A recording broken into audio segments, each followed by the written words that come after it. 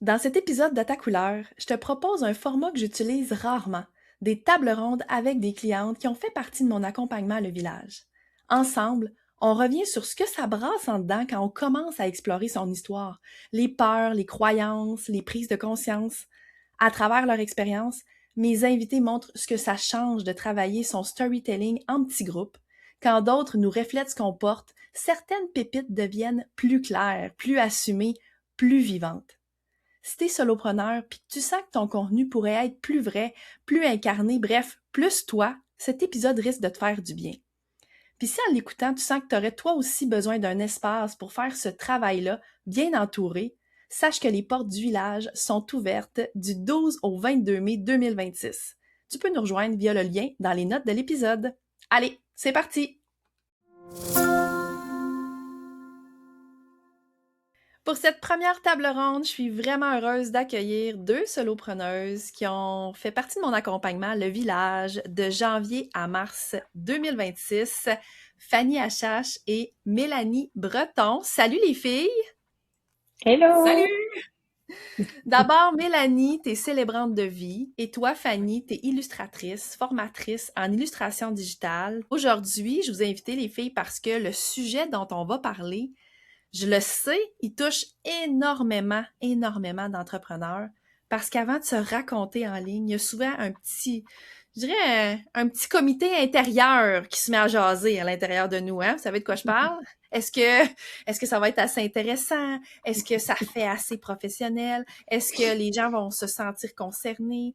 Est-ce que je suis en train de parler trop de moi? Hein? Bon, vous les connaissez, hein? Toutes ces croyances-là qui peuvent nous empêcher de transmettre notre message.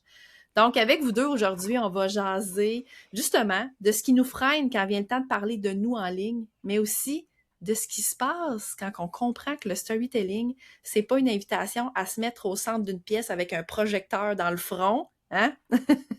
Vous l'avez compris. Donc, à toi qui nous écoutes, si ça t'arrive parfois d'hésiter à publier un bout de ton histoire parce que tu as certaines peurs ou croyances, je pense que cette conversation-là risque de te faire beaucoup de bien. Donc, question numéro 1, qu'est-ce qui vous a longtemps retenu de parler de vous en ligne? Ben moi, c'est une peur que j'ai toujours eue et qui est encore là, c'est la peur du jugement, de se faire juger par les autres qui nous regardent. Donc, moi, c'est pour cette raison-là que j'ai beaucoup de difficultés à faire des vidéos, exemple. Dans un groupe privé que j'ai, il n'y a pas de souci, mais comme ça, at large, devant tout le monde, les stories parlées et les vidéos, c'est quelque chose que je me freine énormément. Parce que quand on allume la caméra, on peut se tromper des fois en parlant. Moi, c'est au niveau du vocabulaire. Des fois, je trouve que mon vocabulaire n'est pas assez recherché. Donc, à cause de ça, ben, c'est pour ça que je me mets pas de l'avant parce que je veux pas me faire dire que je suis pas assez qualifiée, que je suis pas assez bonne. Donc, qui je suis, moi, pour parler de ces sujets-là, c'est pour ça. Ah, fait que je dénote là, même un petit sentiment peut-être d'imposteur même derrière ça, Mélanie. Quand tu dis je suis qui, moi, Ouais, pour parler de ça? Hein? Il y a ça aussi. Et puis t'es ouais, tellement pas tout la à seule. fait. C'est clair, il y a tellement. Je vois que Fanny est à côté puis elle hoche la tête là aussi. Est-ce que c'est des craintes toi aussi, Fanny, que t'as déjà eu ou que t'as encore? Alors, pour ce qui est de la peur du jugement, oui, un peu, mais j'ai décidé de passer outre. Parce que je suis trop vieille, je suis trop grosse, regarde, à un moment donné, là, tu te dis, bon, ben, c'est ça que je suis, et puis ben, faites avec, puis si ça vous plaît pas, regardez ailleurs.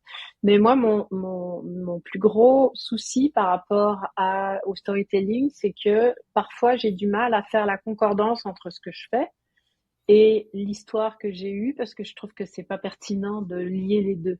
C'est une question, tu vois ce que je veux dire? C'est vraiment pourquoi je raconterais ma vie alors que je fais des formations en illustration. Je trouve que ça n'a pas tant de rapport. Puis après ça, quand puis évidemment, surtout après avoir travaillé avec toi, c'est sûr qu'il y a un moment donné où tu dis, bah si, tu peux tout ramener aussi à ton expérience personnelle. Et au contraire, je pense que c'est très, très nécessaire pour que les gens puissent s'identifier tout simplement à ce que tu fais. Mais pour la peur du jugement, ouais, je t'avoue, Mélanie, moi j'ai eu la même peur que toi. Puis pour l'instant, j'ai décidé de passer outre et c'est payant parce que j'ai jamais eu de remarques. Je suis rendue à tes lèvres, Fanny, et je trouve ça hyper pertinent, puis je le sais à quel point c'est quelque chose qui est vécu par beaucoup, beaucoup d'entrepreneurs, cette peur du jugement-là, ce sentiment parfois d'imposteur-là aussi, puis la difficulté parfois à faire des liens entre exactement notre vécu, ce qu'on a vécu, puis ce qu'on offre aujourd'hui, les services qu'on offre, les accompagnements. Puis tu sais, c'est intéressant de voir de quelle façon ça prend forme aussi dans votre contenu. Tu sais, qu'est-ce que vous vous racontez à vous-même? Qu'est-ce que ça fait concrètement dans vos contenus, ces peurs-là, tu sais? Ben, c'est ça, dans le fond, c'est que ça va être des publications écrites qui vont peut-être se perdre sur l'autoroute qui est déjà très congestionnée des réseaux sociaux.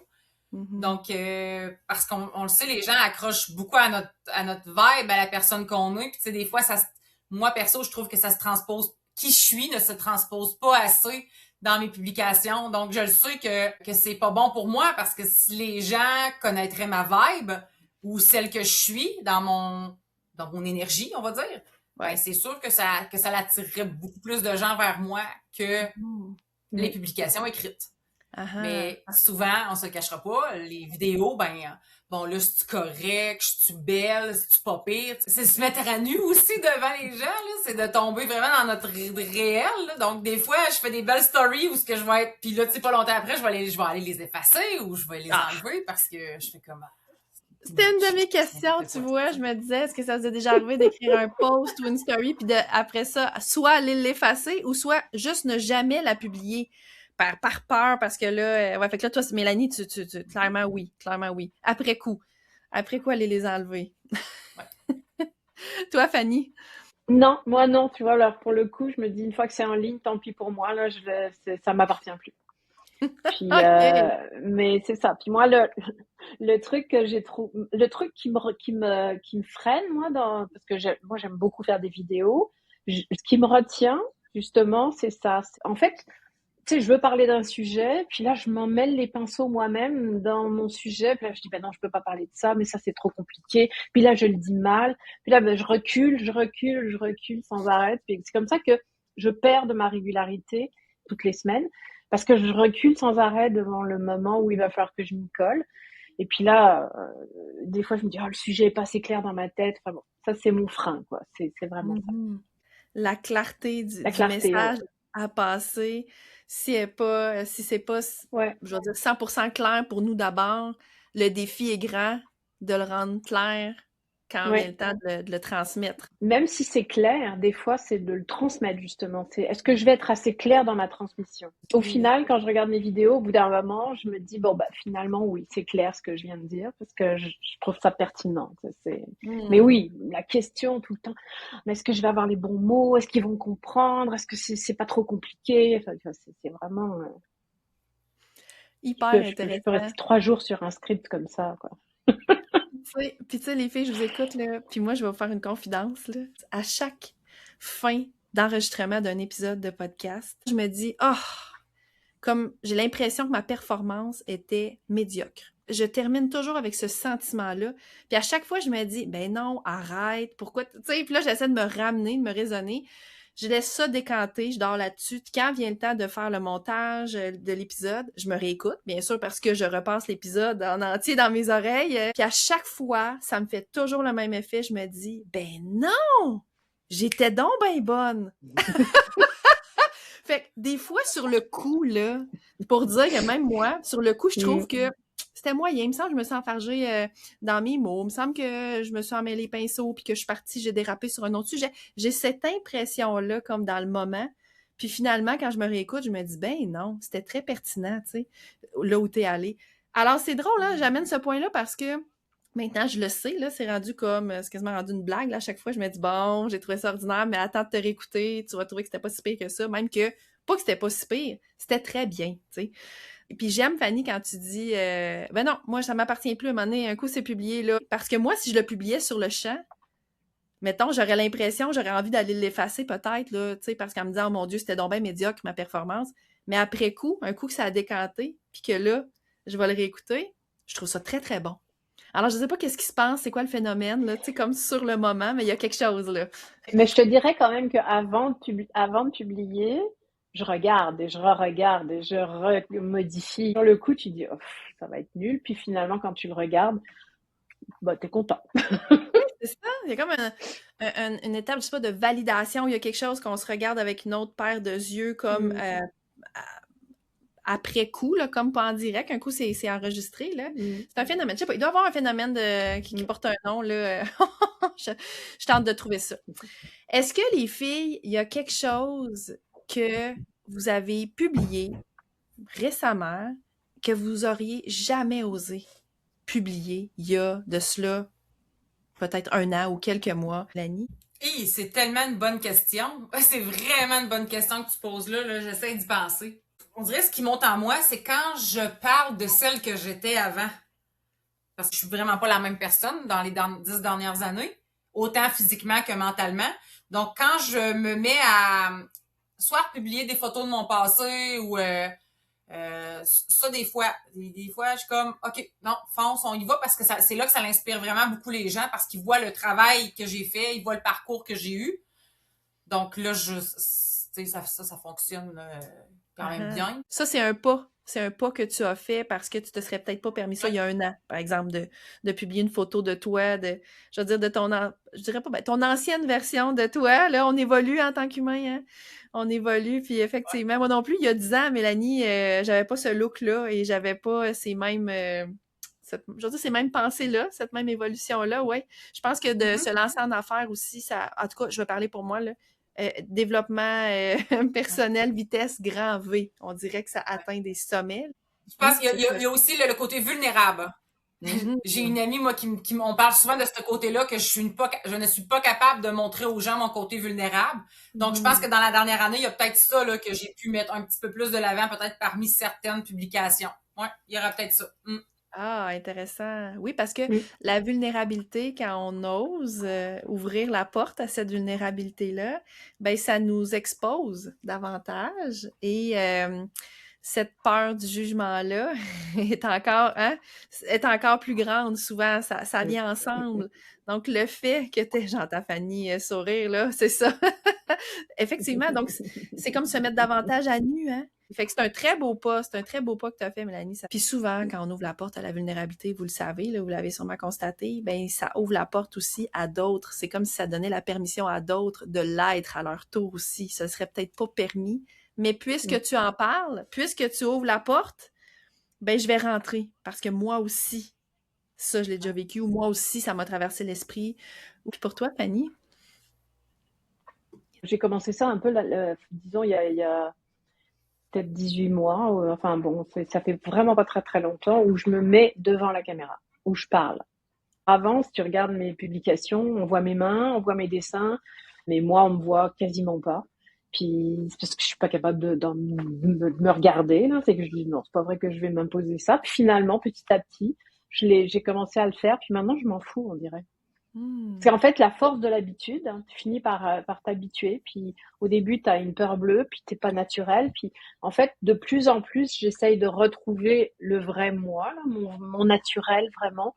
Moi, je suis plutôt une personne qui est assez drôle. J'ai pas de filtre vraiment quand je parle. Je parle pas bien. Des fois, je dis des gros mots et tout. Puis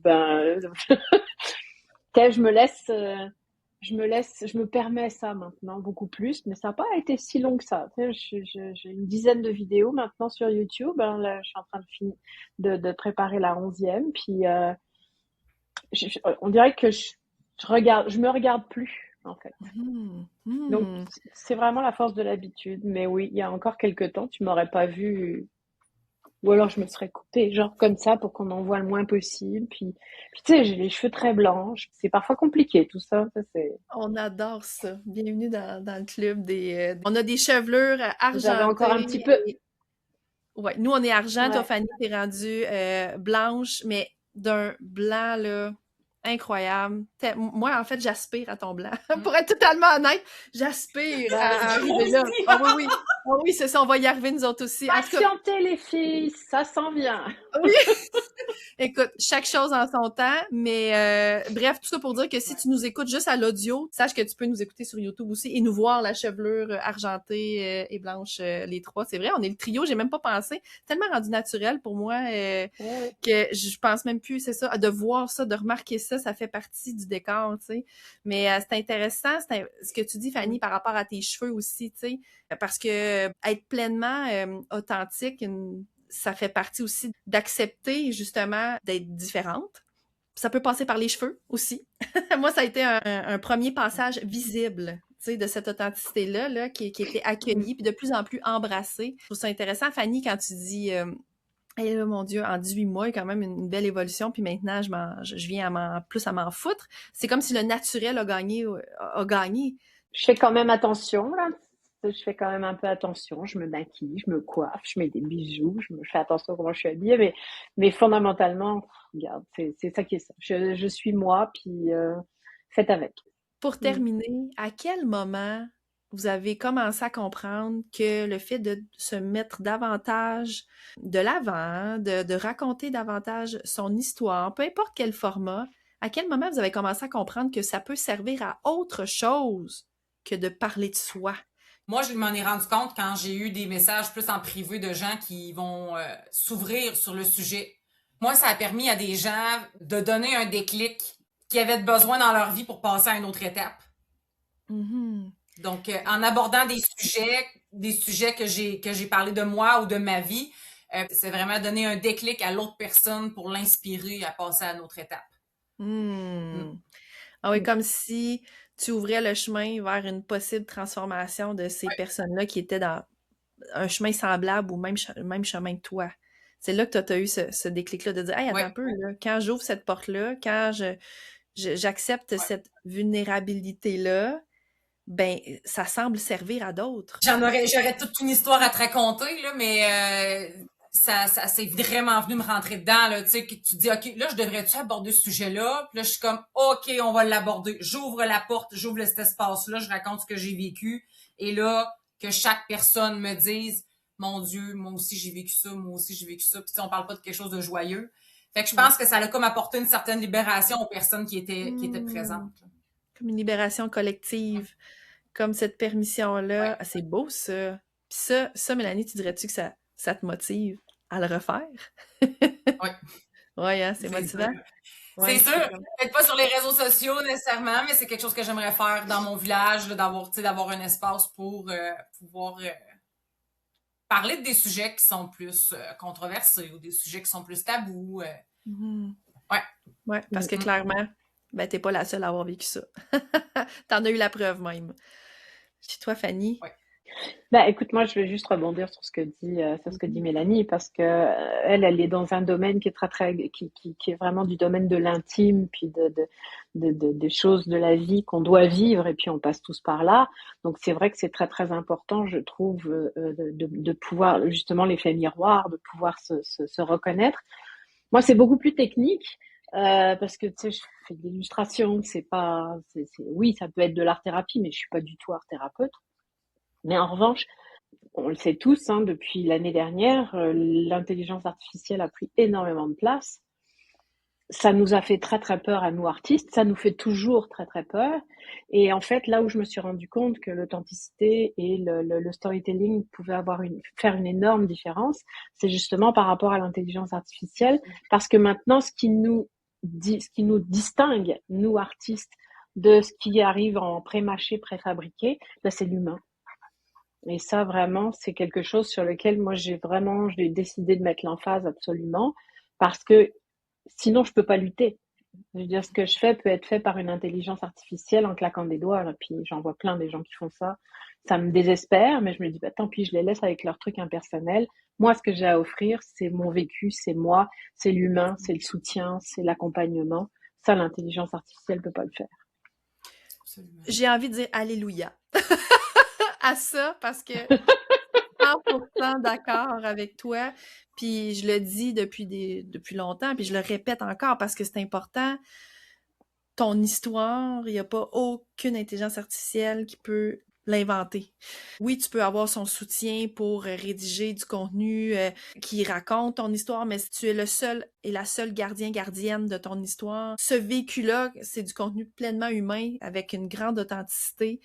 Et pour moi, tout comme pour vous autres, j'en suis sûre, les filles, il y a du contenu qui se démarque du contenu générique que l'intelligence artificielle sort à la pelletée, là. Puis les filles, dernière question qui monte avant de terminer, avant de clore.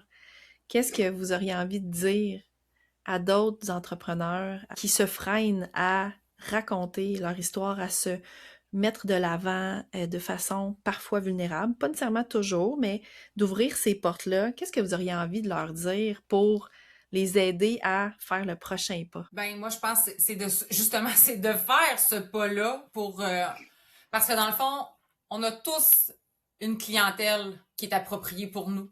Donc si on plaît pas à quelqu'un, on va plaire à quelqu'un d'autre. Si on s'empêche de se mettre de l'avant sur les réseaux sociaux, on empêche ces gens-là de nous rencontrer, de nous connaître, de nous découvrir.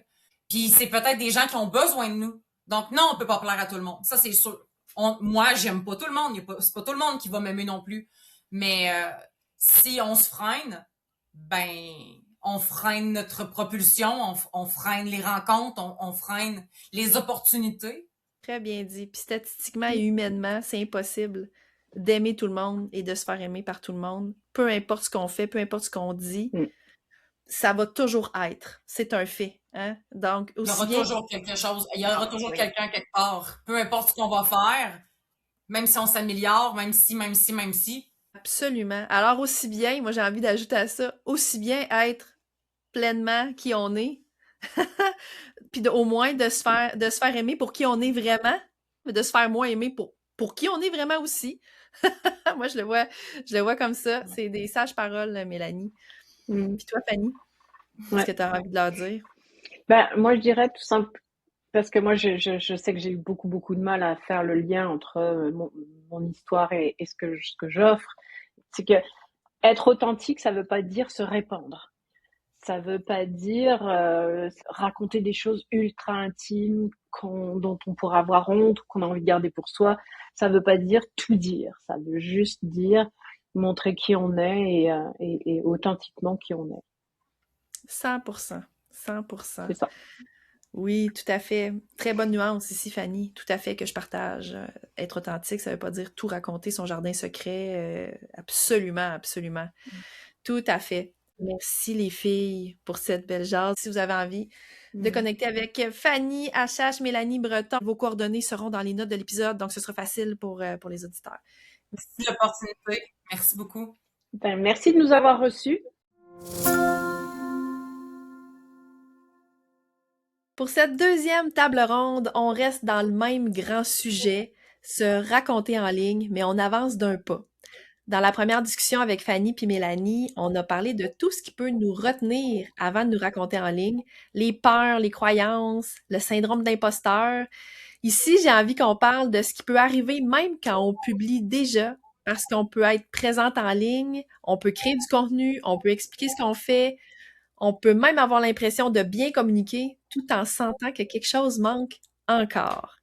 Pour en jaser, j'accueille Elisabeth Fauché, consultante d'affaires et formatrice. On va commencer par faire un petit retour dans le temps, si tu veux bien. J'aimerais ça qu'on ouvre un peu les archives, qu'on retourne en arrière, avec bienveillance, bien évidemment, pour voir ce qui était déjà présent dans ta communication, puis ce qui avait peut-être pas encore trouvé sa place. Donc, si tu devais résumer là, tes anciens contenus en quelques mots, tu dirais quoi? J'ai toujours été à l'instinct, là. C'est rare que je pense vraiment beaucoup avant d'écrire. Fait que, tu sais, ça, l'instinct, mais je n'avais aucune stratégie réelle derrière ça. J'ai toujours comme écrit, puis des fois avec la l'IA, des fois non, sur le coup de l'émotion, sur le coup de tête, sur le coup, mais sans réfléchir à ce qu'il pourrait y avoir une certaine structure qui pourrait aider le lecteur ou la personne devant à s'identifier, à comprendre où ce que je veux en venir, tu sais, ça a toujours été très d'instinct. Fait que ça a comme, il y a eu un petit gap, là, de tout ça. Mm-hmm. Avant, pour toi, bien communiquer, ça voulait dire quoi exactement? Ben, on dirait que le fait d'être super transparente, a toujours fait partie de mes communications, que ce soit sur les réseaux sociaux ou ailleurs.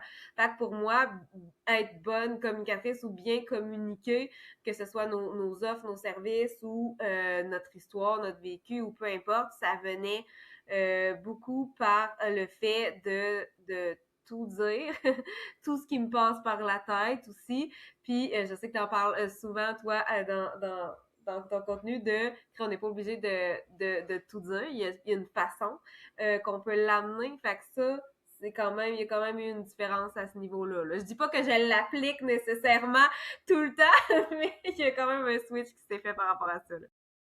Qu'est-ce qui t'a fait prendre, Elisabeth, conscience de ça? Que ton contenu, il était peut-être, tu sais, clair, là, mais qu'il manquait peut-être quelque chose pour être davantage incarné? Ben, c'est sûr que, bon, je suis entrepreneur. Le but ultime, c'est tout le temps d'avoir des clients, de faire des ventes, de convertir notre audience, notre public cible, etc. Donc, c'est sûr que de créer du contenu pour créer du contenu juste parce que ça nous amuse, juste parce que on aime ça, puis qu'on aime ça se faire voir, puis on aime ça show up, nanana, c'est une chose. Je pense que ça le prend, ce genre de petite qualité-là.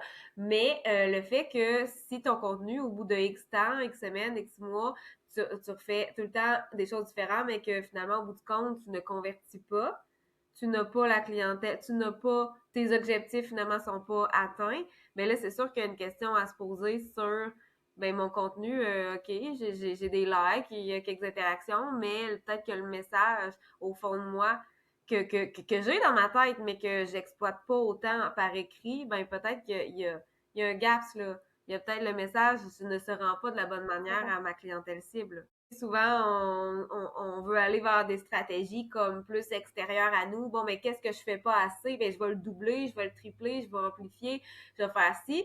Mais quand on se ramène à l'intérieur, à notre essence, puis qu'on va fouiller au plus profond de nous, on se rend compte que finalement, les stratégies, ben, on les a déjà, là, tu sais, dans un sens, là. Tu m'enlèves les mots de la bouche. J'adore que tu abordes ça, c'est sûr. Parce que, ben, c'est mon approche, évidemment, de revenir à l'intérieur de soi, de revenir à soi, parce que, comme tu l'as si bien dit, on a effectivement les réponses à l'intérieur de nous. Du moins, je le crois très fort. Puis d'ailleurs, est-ce qu'il y a une partie de ton histoire, Elisabeth, que tu as commencé à assumer davantage dans tes communications?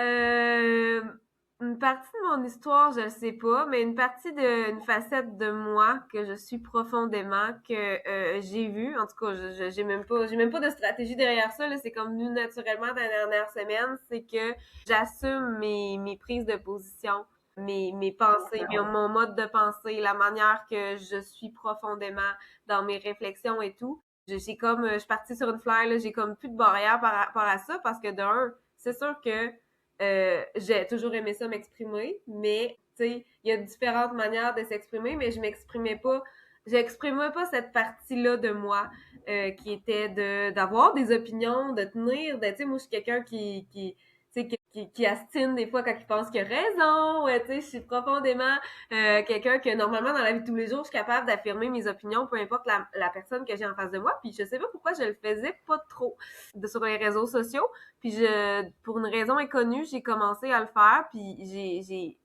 ben, il y a des résultats que peu importe que ce soit au niveau de l'attraction, que ce soit au niveau de la rétention, que ce soit au niveau de l'interaction, que ce soit au niveau de la conversion, il y a des résultats que je vois de ça. Donc, est-ce que c'est un pur hasard ou, ou c'est vraiment ça que j'ai décidé de mettre en place dernièrement sans vraiment l'avoir décidé, là, que ça soit naturel, mais ouais, il y aurait ça, je dirais.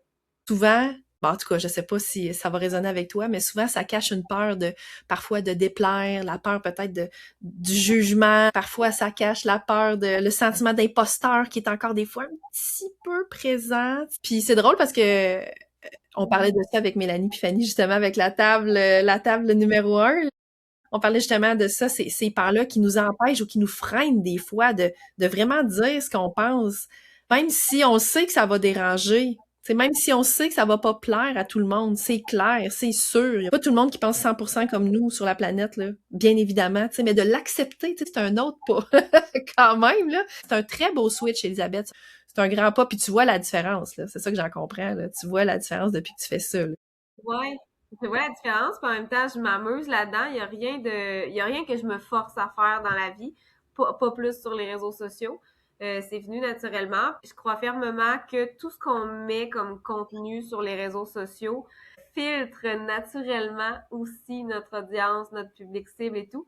Fait que moi, même si ça fait du ménage, qu'il y a du monde qui aime pas mes propos, c'est correct parce que moi, les gens que je veux en face de moi comme clients, c'est des gens qui me ressemblent aussi d'une certaine façon, puis qui comprennent qui je suis aussi, puis que que la communication va être facile entre nous, tu sais. Fait que c'est comme si ça fait un ménage, c'est parfait. 100% d'accord avec ça, clairement. Y a-t-il d'autres choses? J'avais l'impression que tu avais peut-être autre chose à rajouter, là, peut-être par rapport à ce que tu as commencé à assumer davantage dans tes communications. Ben, je sais pas si je peux dire assumer davantage, mais le fait que je pense plus maintenant à faire le pont avec mon audience, c'est quelque chose que j'ai tout le temps été très portée sur, je veux pas dire le moi, mais quand on bâtit des textes, qu'on se fait dire raconte-toi, raconte ton histoire, show up, nanana, ben là, on a tendance à justement juste penser à nous dans l'histoire, puis pas penser à qui va nous écouter en ce moment, puis comment ça va pouvoir résonner en eux.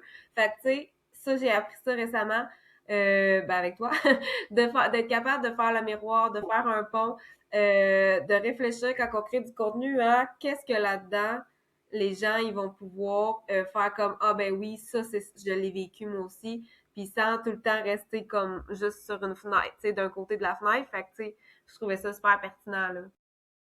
Tout à fait. Puis c'est la chose qui est la plus difficile à intégrer pour les clients, clientes que j'accompagne, là, cet effet miroir-là que tu nommes, ce switch-là qui doit se faire pour plein de raisons. Puis d'ailleurs, c'est le sujet de l'épisode d'il y a 2 semaines. Donc, si jamais ça t'intéresse d'approfondir ce sujet-là, l'effet miroir, faire le pont avec notre audience, pas juste créer du contenu sur moi, je me moi, là. Effectivement, c'est... Ouais. Puis quand on fait ce switch-là, moi, je le vois, là, chez les personnes que j'accompagne, il y a comme un déclic qui se passe, puis il y a comme quelque chose qui...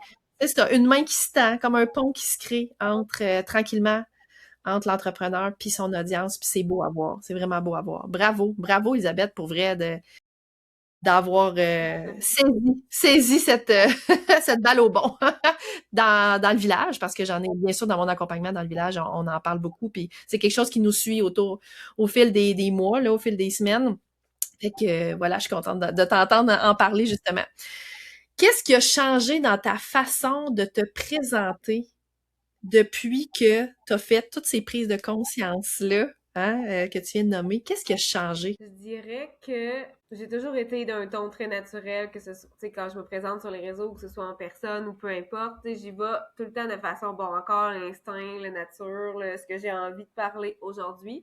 Mais j'essaie davantage de structurer, même si c'est spontané puis que ça reste, que je veux que ça reste naturel, puis tout, j'essaie quand même de structurer le plus possible. Je me mets dans la tête de la personne qui m'écoute. Je me mets, maintenant, j'ai ce réflexe-là de me mettre comme, OK, de regarder un peu c'est qui le genre de personnes j'ai avant de moi, puis qu'est-ce qui pourrait les concerner dans ce que je vais dire, tu sais? Puis vu que j'y vais de façon spontanée avec les personnes, avec la vibe que je sens, mais là, je me pose la question comme, qu'est-ce qu'ils ont envie d'entendre? Ben, pas qu'ils ont envie d'entendre, mais qu'est-ce qu'ils auraient besoin d'entendre en ce moment de ça va prédire, ça va dire de la façon que je vais décider de me présenter à ce moment-là. Fait que moi, avant, ce mindset-là de dire comme qu'est-ce qu'eux ils ont besoin d'entendre, je l'avais pas. Je faisais juste me présenter comme j'avais envie de me présenter. Mais là, j'ai quand même un souci de l'autre personne en avant de moi pour que oui, ça soit clair, que le message passe, mais que que la relation, si c'est un lien comme direct à l'entrée quand on se présente, c'est difficile à expliquer, mais de vraiment de pouvoir se mettre à la place de l'autre, ouais.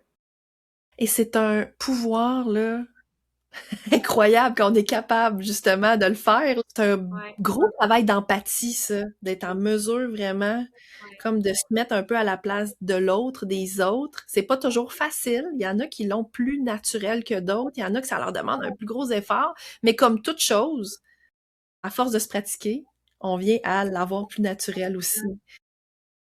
Qu'est-ce que ça change? As-tu vu des changements, des transformations, justement, depuis que tu fais ça? Ben, tu sais, comme tout récemment, j'avais à me présenter, j'ai un tout nouveau site web. Fait que là, j'avais la réflexion de comment que je vais me présenter sur un site web. Les gens, ils vont pas me voir en live. Là, je peux mettre une petite vidéo, oui, mais pour créer le contenu, pour me présenter, ça a été une grosse réflexion de qu'est-ce que j'ai envie que les gens sachent de moi, mais qu'est-ce qui est utile aussi, qui montre mon expertise, qui montre ma vibe, ma personnalité, mon expérience. Tu sais, il y a beaucoup de choses qu'on peut mettre dans nos présentations, mais qu'est-ce qu'on va aller garder qui va être des petites pépites, puis qui va avoir comme une suite, ben pas une suite logique, mais quelque chose de OK, wow, tu sais, qu'on a déjà, même si on lit un texte qu'on n'a même pas de photo puis d'image, qu'on est capable de se représenter aussi, puis que ça reste dans ma voix. Tu sais, que quand on lit quelque chose, on a l'impression d'entendre vraiment la personne, mais c'est ça que je veux aussi quand j'écris quelque chose, qui a l'impression comme si on parlait en face, qui entendent comme ma voix puis mes intonations. Fait que quand que je me présente, que ce soit par écrit ou en vrai, j'ai ce souci-là maintenant de faire attention à cela. Merci, Elisabeth, pour ton temps. Merci beaucoup. Je t'invite maintenant à continuer cette écoute vers la table numéro 3. On se retrouve là. Pour cette troisième et dernière table ronde, on poursuit naturellement le fil de la discussion précédente. Dans la table 2, on a parlé du passage d'un message générique à une parole plus incarnée. Et là, j'ai envie d'aller un cran plus loin parce que quand on commence à mieux comprendre son histoire, ça transforme pas juste la façon d'écrire, ou la façon qu'on a de se présenter aux autres. Ça peut aussi venir toucher notre manière d'entreprendre, nos choix, nos limites, notre façon d'assumer notre différence, puis de sentir ce qui est vraiment aligné pour nous. Pour en jaser, je reçois 3 invités. Jessica Leb, stratège podcast, Véronique alias la graphiste fleurie et Émilie Ciarlot, alliée des artisanes et entrepreneurs sensibles. Salut les filles! Salut! Salut! Merci d'être avec moi pour cette troisième table, pour clore cet épisode rempli de riches discussions.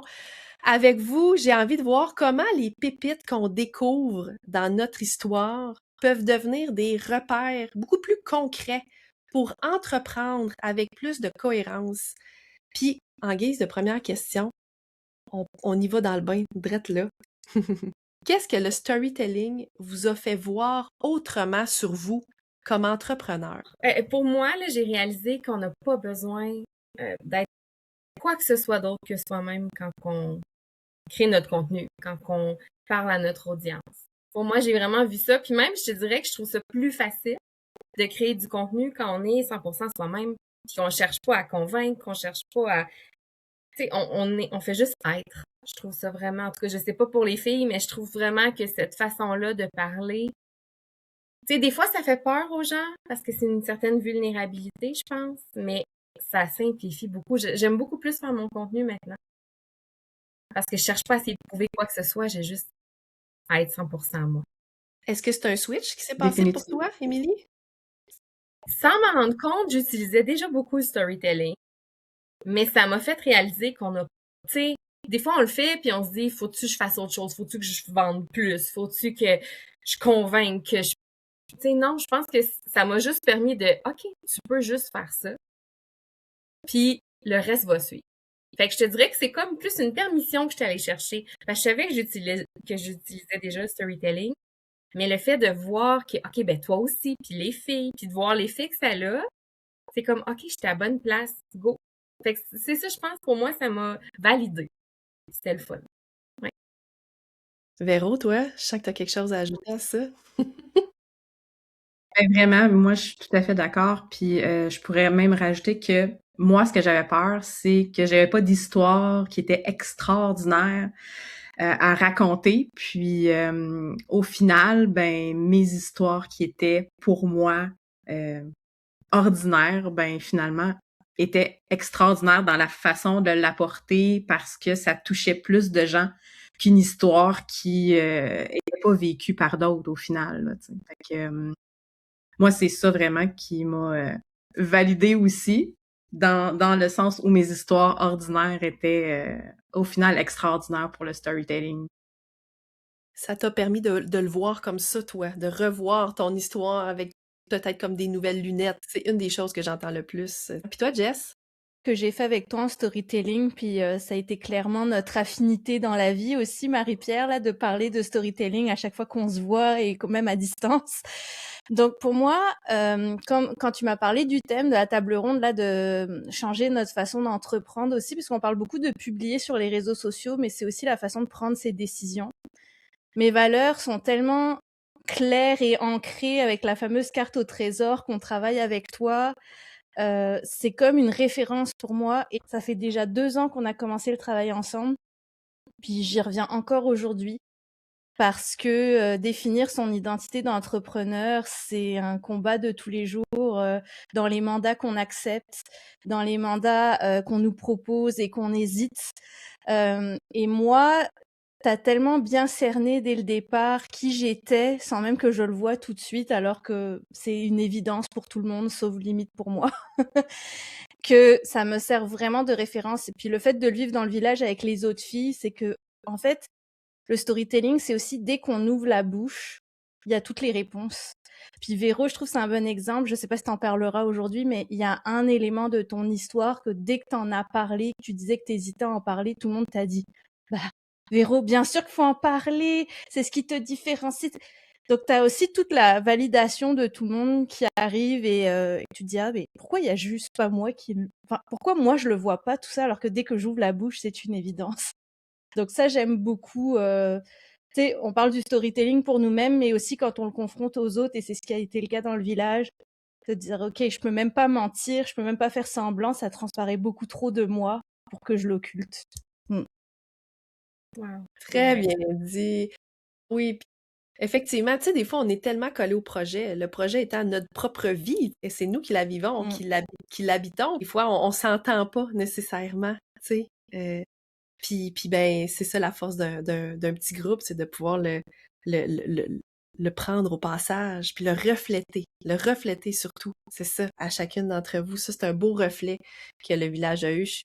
À quel moment, les filles, vous avez réalisé que le storytelling, ça changeait pas juste, justement, comme tu l'as dit, Jessica, vos contenus, mais aussi votre façon de vous comprendre comme entrepreneur? C'est très drôle parce que Jess, elle vient d'en parler. Donc, moi, c'était vraiment le fait d'avoir subi de l'intimidation au secondaire et puis j'osais pas en parler, mais pourtant, c'est un gros enjeu, pas simplement pour moi, puis ça définissait aussi tout ce que j'étais en tant que personne, en tant qu'entrepreneur, ça définissait mes actions, donc c'était un no-brainer pour moi d'être dans cette table ronde-là, juste par rapport à ça. Moi, c'est ça qui m'a, j'en ai des frissons. Ça m'a apporté ça. Et les filles du village me l'ont confirmé aussi, puis avec nos discussions, que ça m'a vraiment beaucoup apporté là, à ce niveau-là. Ce qui est très drôle, je sais pas si tu as déjà fait le lien, Véro, mais c'est que ton combat, c'est que les gens soient visibles en Ouais. s'assumant, en justement montrant leur personnalité. Puis le fait que nous, on ait accès à ton histoire, quand tu nous as parlé d'intimidation, puis ça a coulé de source, c'est « Ah, mais c'est pour ça que tu fais ça !» Tu sais, c'est comme si ça donnait une raison de pourquoi tu le fais. Puis moi, personnellement, c'est ce qui m'intéresse profondément dans l'histoire des gens, c'est « Ok, pourquoi t'es graphiste, Véro? Pourquoi c'est ça le métier qui te fait vibrer ?» Puis avec cette histoire-là, c'est comme tout coulait de source, tout devenait évident, puis ça nous a aidé à mieux te cerner et aussi à te différencier, parce qu'on s'entend des graphistes, il y en a plein. Hein. On a l'embarras du choix. Donc, bravo pour ça. On avait tout relié les fils. Tu sais, le lien semblait direct, fort et évident. Tu sais, des fois, ça nous saute aux yeux. Oui, Émilie? Non, mais je voulais juste dire aussi que le fait qu'on l'écrive, moi, c'est ça, je pense, c'est le fait que plus on l'en parle dans le groupe, dans le village, plus on parle avec les autres, plus on l'écrit dans notre contenu, plus on vous le présente, nos idées, on finit aussi par être ancré puis bien le croire. Tu sais, de faire comme, ben là, je vais me respecter, j'ai vécu ça, c'est non, c'est assez. Puis je trouve que, puis tu sais, on le dit, hein, d'écrire quelque chose, c'est pas juste comme le lire, c'est pas juste comme le penser, tu viens vraiment utiliser un autre sens, puis ça l'ancre encore plus, mais le fait d'en parler constamment, ça nous permet aussi de solidifier nos valeurs puis les assumer. Moi, en tout cas, c'est ce que j'ai vraiment trouvé. C'est ce qui fait qu'après, tu le vis dans ton entreprise au quotidien. Parce que tu fais, ben là, je suis comme ça, ma valeur que j'ai partagée est valide, j'ai une raison de le faire, go, on fonce, tu sais. Fait que je trouve ça le fun, ça bâtit notre confiance aussi. Vraiment beaucoup. Toi, Jessica, c'est quelque chose qui t'a permis de mieux te comprendre comme entrepreneur? Ben écoute, j'ai envie de dire que ça a été pendant tout le processus, mais particulièrement maintenant. Je suis dans un pivot d'identité. Ouais, je suis dans un pivot d'identité. Puis c'est drôle qu'on se parle aujourd'hui parce qu'hier, j'ai eu une conversation avec une entrepreneure très forte. Puis ça me ramène à mon storytelling. Tout est juste logique. Après, c'est est-ce que j'ose aller à 100% dans cette identité-là ou est-ce que je me cache encore? Je vais en parler. De quoi exactement? Mais je suis stratège podcast. Moi, j'accompagne les entreprises, je les coach pour faire des meilleurs podcasts, pour être plus visibles, etc. Puis, ben, moi, mon podcast, il n'existe pas encore. Je travaille dessus, je fais ce que j'appelle des baby steps là pour avancer. Mais ce qui ressurgissait hier dans notre conversation, c'est pendant combien de temps je vais continuer de faire des baby steps dans mon propre projet alors que c'est peut-être ça qui va m'amener le plus de monde dans mon univers parce que j'aurai moi-même un podcast. Puis j'ai besoin profondément de retrouver l'animatrice que j'ai été pendant 20 ans dans les médias, que j'ai laissé de côté le temps de faire ce pivot justement. Et là, de la retrouver pour l'incarner encore plus. Et je suis pile là-dedans. C'est-à-dire, est-ce que, on le sait, là, un podcast, ça prend beaucoup de temps à faire, c'est du marketing, ça rapporte pas de l'argent comme une soumission qu'on envoie et qui est acceptée dans les jours qui viennent. C'est vraiment un travail différent. Et là, c'est de me dire, OK, quelle place je lui donne là? Est-ce que je repasse une 3e année à me dire que je l'ai pas fait et qu'à la fin de l'année, je suis encore déçue parce que je l'ai pas fait parce que c'est à temps perdu ou est-ce que je le mets au centre? Mais si j'écoute mon storytelling, tout ce qu'on a bâti, je dis on parce que je trouve que c'est un travail d'équipe. Bah, logiquement, c'est au centre. Ça devient une priorité. Est-ce que je décide que c'est maintenant ou est-ce que j'attends encore de le faire à temps perdu? Et je trouve que pour ça, le storytelling, tu vois, c'est beaucoup plus fort que de raconter son histoire. C'est juste, OK, avec tout ce qu'on a mis, tout ce que je connais de mes valeurs, ma mission, mon pourquoi, mon combat, etc. Bah, pourquoi c'est pas au centre maintenant? Donc, tu vois, moi, je le donne en exemple, parce que je pense que ça peut parler à d'autres, là. Peut-être que vous faites un métier qui, pour l'instant, vous rapproche de ce que vous voulez faire, mais peut-être que le vrai objectif est pas encore là. Bah, pourquoi pas le faire maintenant, au lieu d'attendre, d'avancer à temps perdu, comme je suis en train de le faire. Donc voilà. Moi, le storytelling m'aide beaucoup là-dedans, puis je trouve ça drôle qu'on ait cette conversation aujourd'hui. Comme si les pépites de connexion, hein, ils permettaient d'assumer plus clairement ou d'aller valider peut-être parfois l'ordre dans lequel on veut s'investir dans des projets, hein, dans peut-être des collaborations. Où est-ce que je le fais pas? Où est-ce que je trace ma limite? Est-ce que je mets la roue à on, à fond, la caisse dans ce projet-là ou pas? Ben oui, qu'à revenir à ces pépites de connexion, comme tu l'as nommé, Jessica, effectivement, ça aide à voir, OK, c'est pas juste une question de son histoire, c'est aussi une question identitaire. C'est une question aussi de qui je suis et qu'est-ce que je porte à l'intérieur de moi et ce que je porte à l'intérieur de moi. Mais c'est des choses qui alignent, qui permettent de prendre des décisions plus éclairées aussi, qui vont être alignées avec qui je suis. C'est comme ça que je le vois. C'est un bel exemple, Jessica, que tu donnes là. J'espère bien que, que ton podcast, nous aurons la chance très, très, très bientôt de pouvoir l'écouter. Justement, ça me fait faire le pont vers la 3e question. Qu'est-ce que vous assumez plus clairement aujourd'hui dans votre différence, dans votre approche, dans votre manière d'être en affaires? Ben, moi, je pense que ce que j'assume, c'est le fait de pas être parfaite. Je pense que c'est ça que ça m'a beaucoup apporté. Je me mettais vraiment beaucoup de pression, puis par rapport à tout ce qui avait rapport aux publications, là, que ce soit publié à tous les jours pour plaire à l'algorithme, puis toutes ces affaires-là qu'on essaie de nous rentrer de force dans le cerveau. Mais ça m'a beaucoup aidé par rapport à ça. Parce que j'avais une espèce de contenu en montagne russe. Donc, il y avait des semaines que je pouvais être super productive, puis après ça, j'étais vidée de mon énergie. J'étais pas capable de rien donner pour la semaine suivante. Puis, ça pouvait durer longtemps. Donc, je m'épuisais vraiment beaucoup. Donc, ça m'a apporté ça, le fait de pas être parfaite, puis d'accepter ça aussi, là, que ce soit côté visuel, côté publication. Puis, je pense que c'est ça qui va aussi aller interpeller les gens. Tu sais, c'est pas... on veut pas de contenu parfait non plus. On veut le vrai. On veut le vrai. Puis, c'est ce que j'apprends vraiment à faire. Puis, ça coule plus facilement après. Donc... Tellement c'est un ce beau côté-là. chemin, embrasser l'imperfection. Je te comprends là-dessus. Ça fait du bien, hein, d'enlever cette pression-là, de la perfection. J'y suis passée, moi aussi. Ouais, je pourrais dire que même, j'ai eu le mantra, en tout cas, les auditeurs le savent, ceux qui m'écoutent depuis un certain temps, là, j'ai eu ce mantra-là pendant une année complète, là, mieux vaut fait que parfait. Hein, ça, je pense que c'était en 2024, me semble bien. Donc, ouais, depuis ce temps, j'ai cheminé. Mais quand même, je me le répétais, je me l'étais écrit. C'est quasiment que je me le suis pas tatoué, là, tu sais. Et effectivement, quand on réussit à lâcher prise, là, de cette perfection-là, là, comme ça fait du bien, et on dirait que tout s'aligne, et on dirait que, je sais pas, c'est peut-être des messages de synchronicité, de comme, ouais, c'est le bon chemin à prendre, tu sais.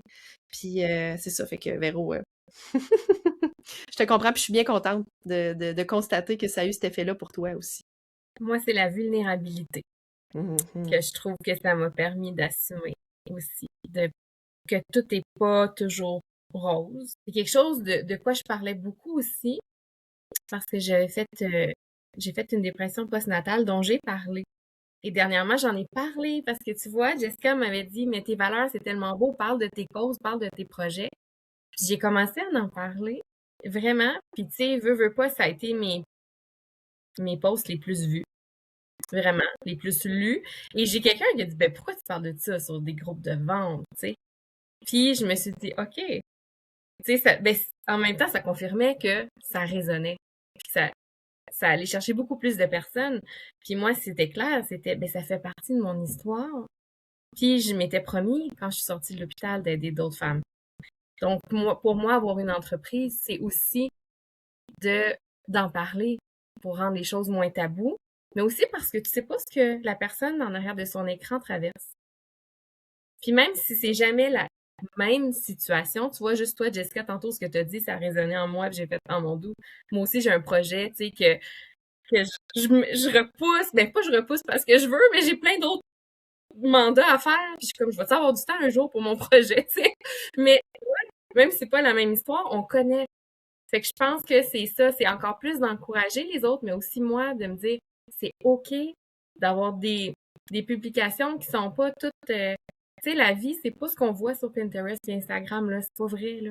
Tu sais, la vraie vie, est, comme Véro a dit, c'est imparfait. Puis c'est correct. Puis je pense que c'est même que je vais en faire ma bio, probablement que c'est la vulnérabilité est une des meilleures armes, en fait, pour te démarquer. Parce que elle t'appartient à toi, c'est ta sensibilité, c'est ta vulnérabilité. Puis j'ai une amie qui a dit même, elle m'a dit, t'es sûre que tu devrais dire entrepreneur sensible? Puis tu vois, il y a 2-3 ans, j'aurais sûrement dit, ah ouais, ça serait pas mieux qu'ils ont une belle sensibilité. Puis j'ai fait, tu sais quoi, non. On est sensible, puis c'est parfait.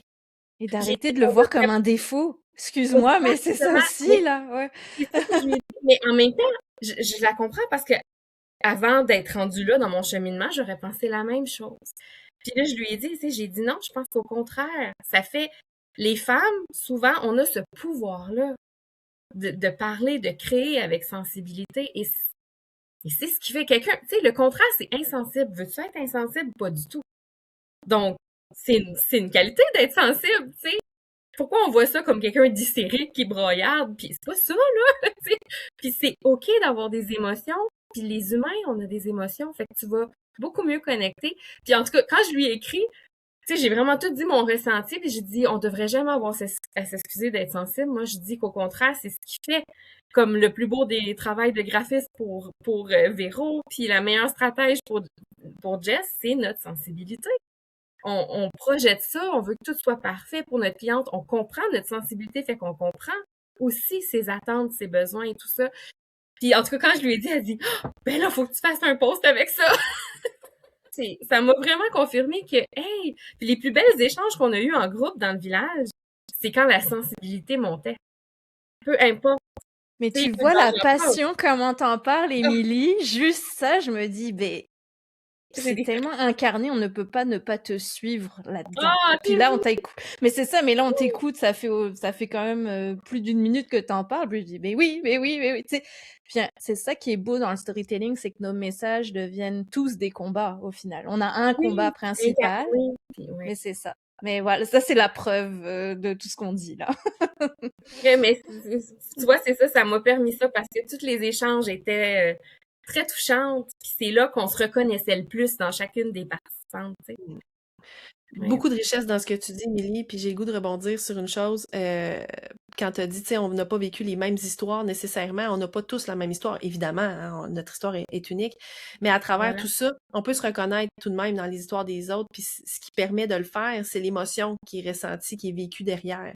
T'as pas le même projet que Jessica, c'est pas un projet de podcast pour toi, c'est d'autres choses, mais tu es capable de t'identifier à ce qu'elle vit, à ce qu'elle ressent, de sentir qu'elle met peut-être pas la priorité sur ce projet-là, puis tu sais, cette espèce de peut-être procrastination-là, puis là, de te dire, ah oui, moi aussi, mon projet, j'aimerais ça qu'il avance plus vite. Donc, même si c'est pas la même histoire, même si c'est pas le même projet, il y a des sentiments, des émotions qui se vivent, que tu peux comprendre, puis que là, tu sais, auxquelles tu peux t'identifier. C'est ça, une des plus grandes puissances, je trouve, du storytelling. Puis pour le fait que tu es nommé sensible dans ton titre, entrepreneur sensible, ben c'est peut-être venu confronter aussi des gens qui se le permettent peut-être pas, eux, aussi. Parfois, moi, je me pose toujours cette question-là, quand ça vient confronter les gens, qu'est-ce que ça dit sur eux, beaucoup plus que sur toi?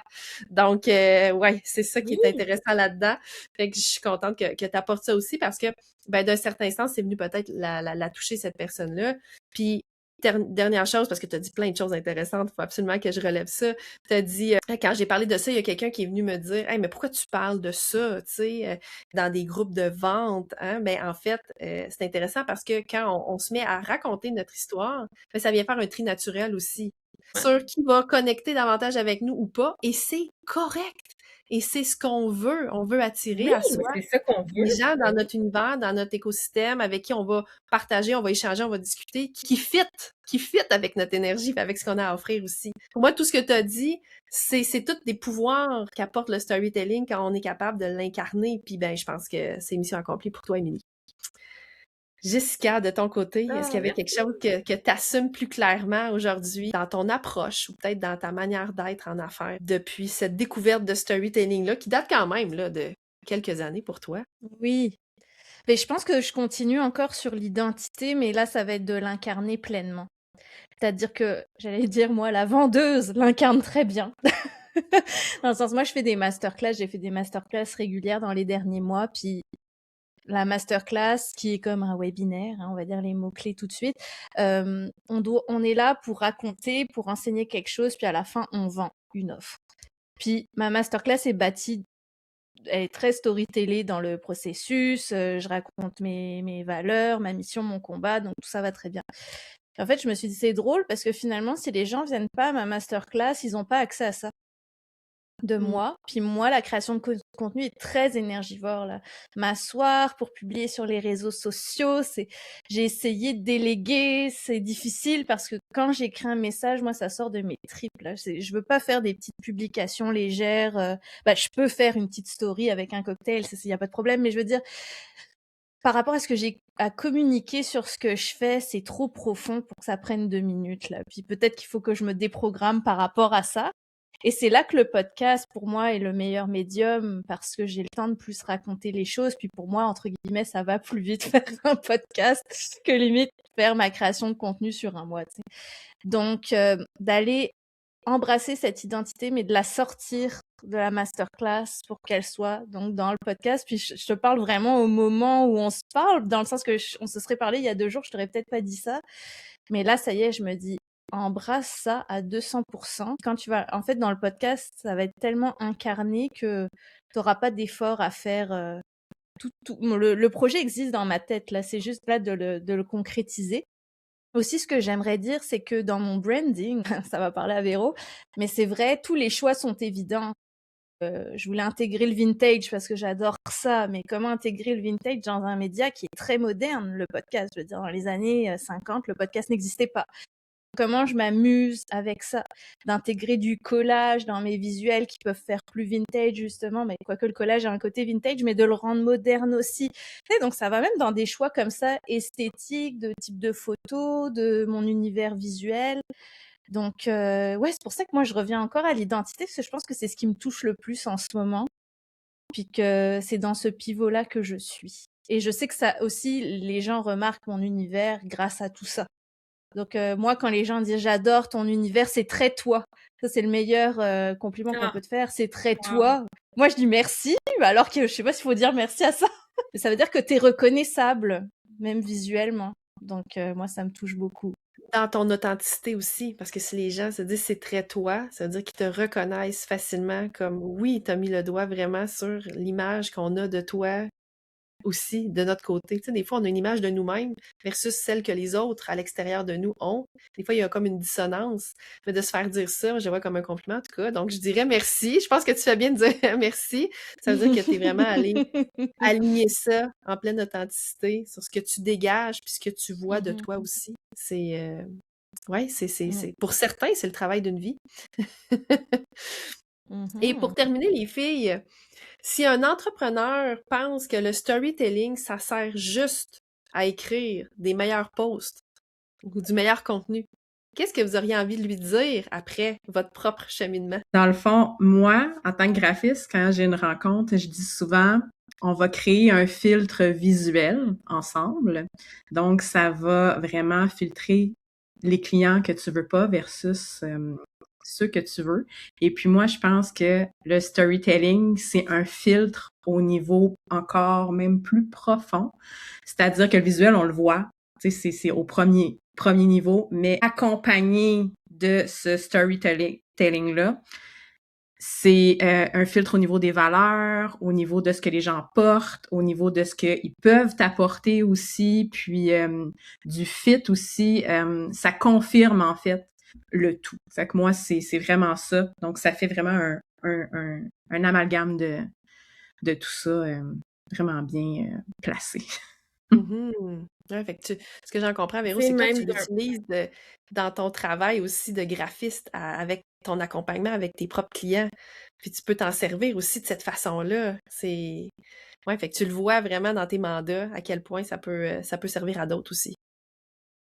Intéressant. Oui, exactement. Même avec mon accompagnement, je l'apporte aussi un peu à ma manière, côté visuel. Donc, ça m'a vraiment apporté un ce plus-là pour les accompagner, ouais. Émilie? Puis je pense aussi que c'est vraiment, tu sais, désuet. Moi, je vais être plus directe, mais honnêtement, publier pour publier, là, puis dire ce que tu vends, c'est des réseaux sociaux. Tu sais, moi, tu vas pas là pour feuilleter un catalogue. Tu vas pas là pour magasiner. Puis je sais que c'est difficile parce que on est habitué longtemps que ça fonctionnait.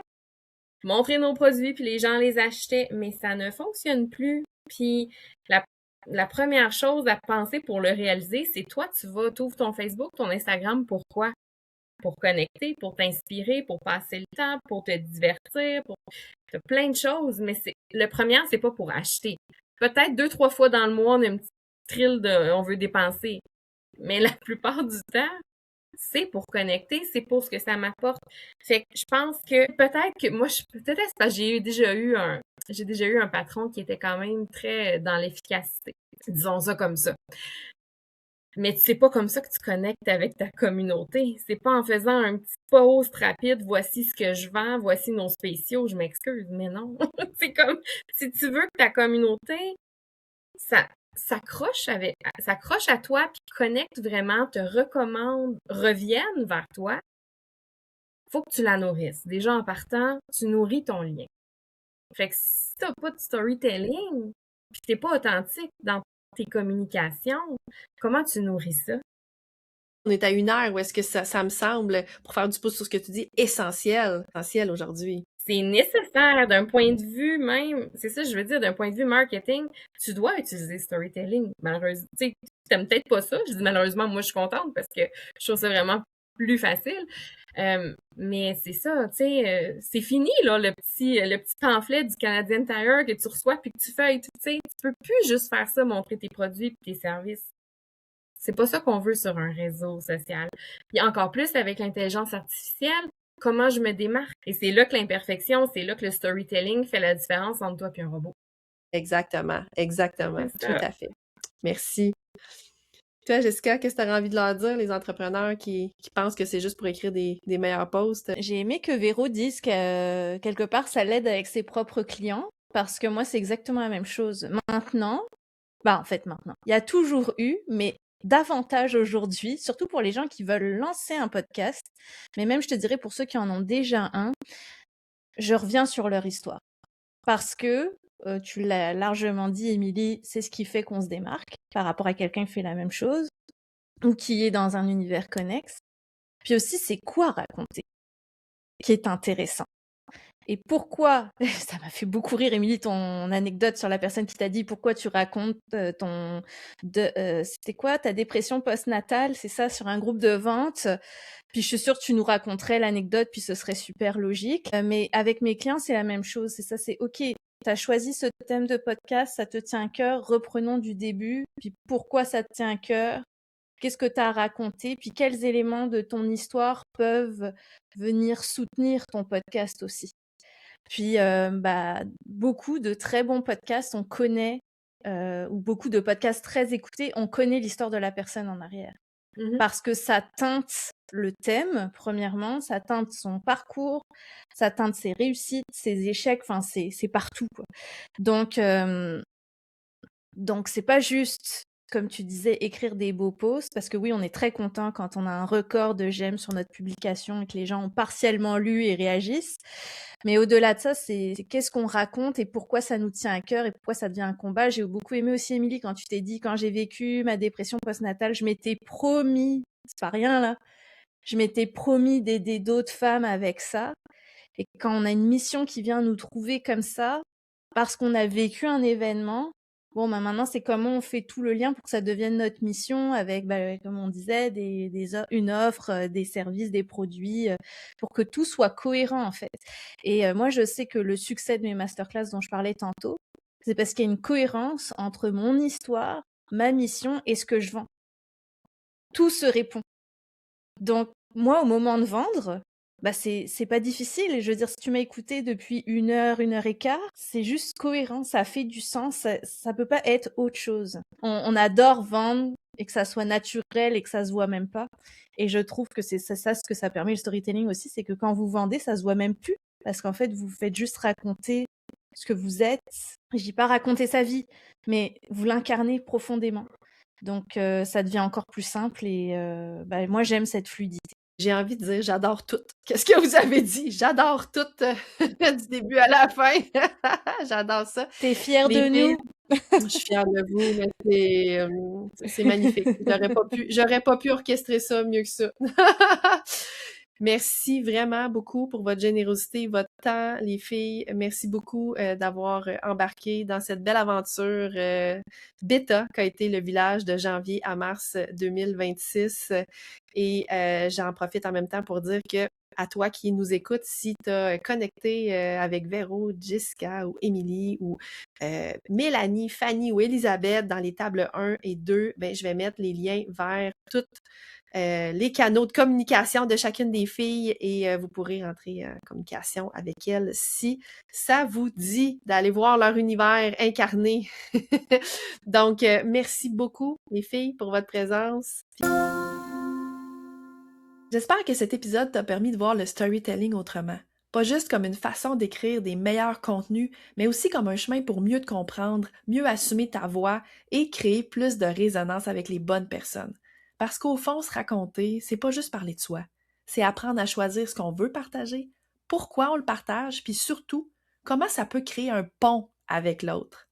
Si tu sens que tu aimerais mieux comprendre ce qui te distingue, trouver les pépites de ton histoire, puis apprendre à les transformer en contenu qui crée de la connexion, tout ça en petits groupes, avec mon regard et mon accompagnement pendant l'été, Les portes du village sont ouvertes du 12 au 22 mai 2026 et le lien pour nous rejoindre est directement dans les notes de l'épisode. Merci d'avoir été là. On se dit dans 2 semaines pour un épisode solo. Salut!